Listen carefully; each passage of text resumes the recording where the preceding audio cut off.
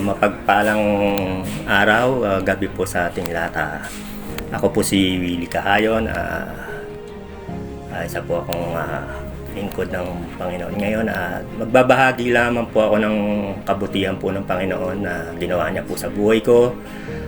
Dahil po ng dala po ng kabataan, lahat po ng bisyo, naranasan ko po, lalo na po sa lugar po namin na napakahirap po na mabuhay na hindi ka makasabay sa nangyayari po sa kapaligiran.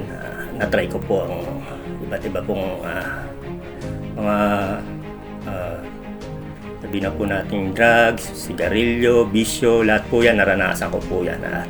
Lubos po ako nagpapasalamat sa Panginoon dahil pinaranas niya po sa akin kung gaano niya po ako kamahal.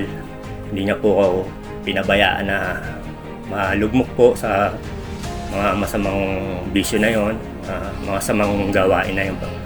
At naramdaman ko po na mahal niya po ako dahil minsan po nahuli po ako ng tiyuhin ko na naaktuhan po ako na gumagamit po ng yun nga po ng pinagbabawal na gamot po na drugs.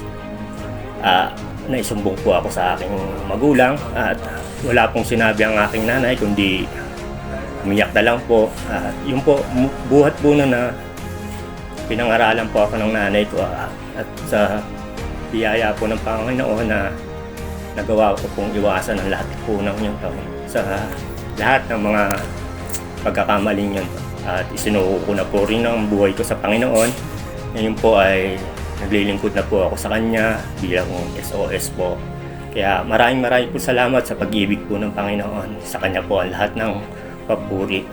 Kanya po ang lahat ng karangalan at pasasalamat. Maraming salamat po.